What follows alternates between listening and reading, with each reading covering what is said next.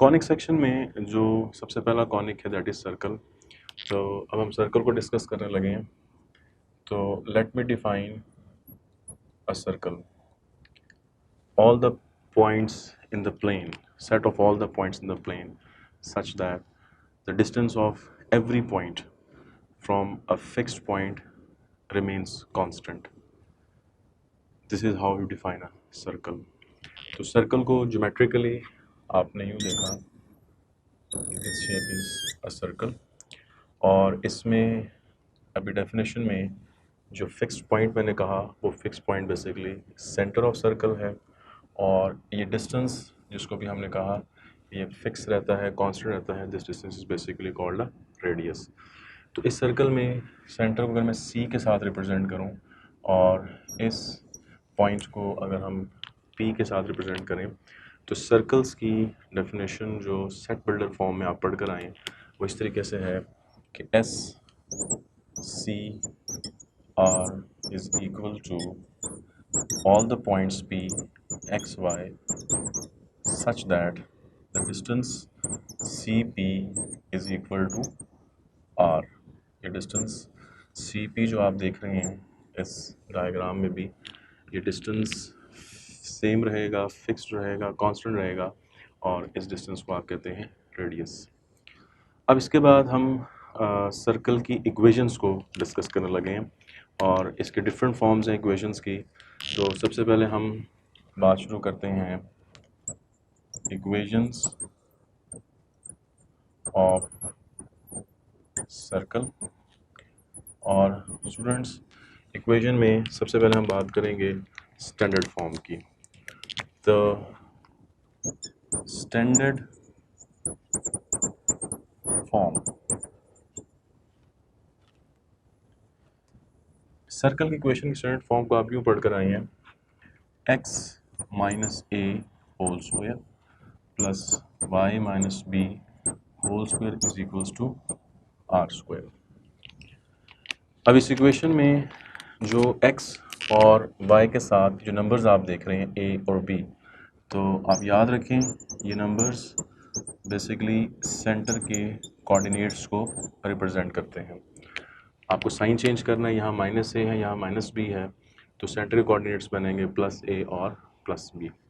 इसके बाद इस इक्वेशन की राइट हैंड साइड पे ये जो आप r देख रहे हैं, ये r बेसिकली रिप्रेजेंट करेगा रेडियस ऑफ सर्कल को। This is standard form of equation of circle. इससे कुछ हम डिडक्शंस बनाएंगे, कुछ रिजल्ट्स हम करेंगे, और उन रिजल्ट्स को हम पॉइंट्स में लिखते हैं। द फर्स्ट पॉइंट इज, इसी इक्वेशन में अगर मैं आपसे कहूँ कि सेंटर इज 0 0, मीन्स सेंटर अगर इसका ओरिजिन पर आ जाए, तो फिर यही इक्वेशन जो भी आपने पढ़ी, इसमें स्टूडेंट्स ए की जगह पर और बी की जगह पर आप 0 0 पुट कर देंगे, तो equation becomes X square plus Y square is equal to R square. So this is a point to remember कि जब भी आप X square plus Y square is equal to square of any constant देखें, तो this is always an equation of circle with centre at 0 0 और origin.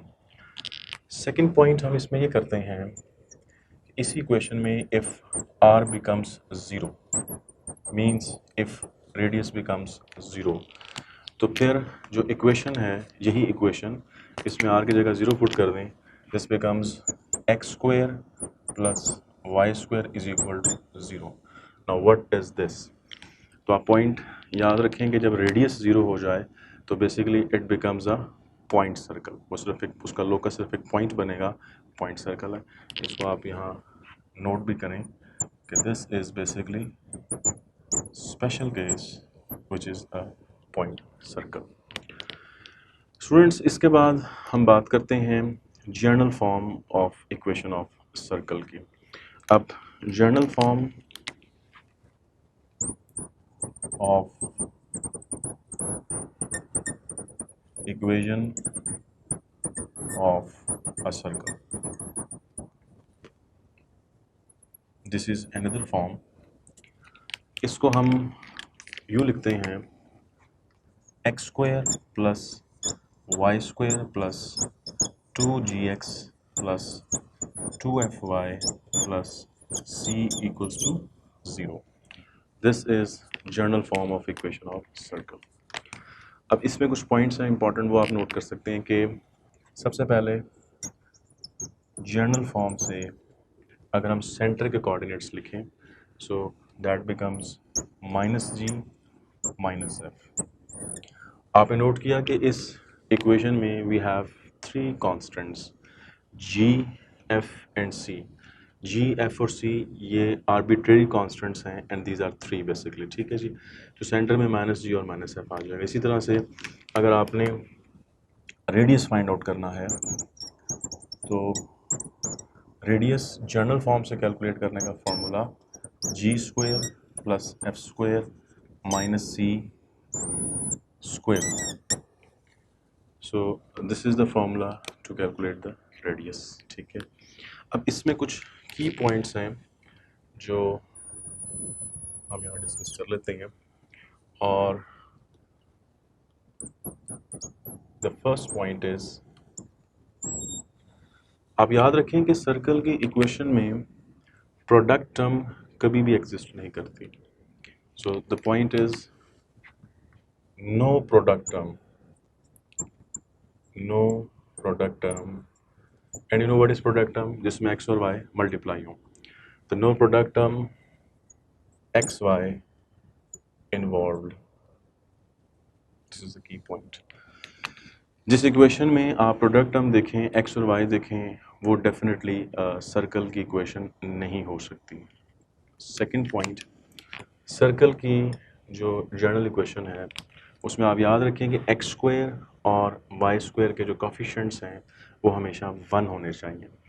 तो अगर किसी क्वेश्चन में किसी जगह पर ये कोफिशिएंट्स 1 नहीं हैं, दोनों सेम हैं, 2 हैं, 3 हैं, 4 हैं, तो सेम नंबर पर डिवाइड करके आप इनको 1 बना सकते हैं. क्वेश्चन की प्रैक्टिस में हम इस चीज़ को देख लेंगे. तो इनिशियली हम ये पढ़ रहे हैं कि इनके जो कोफिशिएंट्स हैं वो हमेशा 1 और 1 होने चाहिए. This is important. तो हम लिख लेते हैं कि coefficients of X square and Y square terms should be 1. So students, ये सर्कल की जनरल फॉर्म में की पॉइंट्स हैं और आपने उसकी स्टैंडर्ड फॉर्म में देख ली है. अब इसके बाद हम कुछ प्रैक्टिस क्वेश्चन इसके ऊपर करते हैं और फिर आप देखिएगा कि किस तरह के क्वेश्चन जो हैं वो इस टॉपिक के लिए इम्पॉर्टेंट हैं.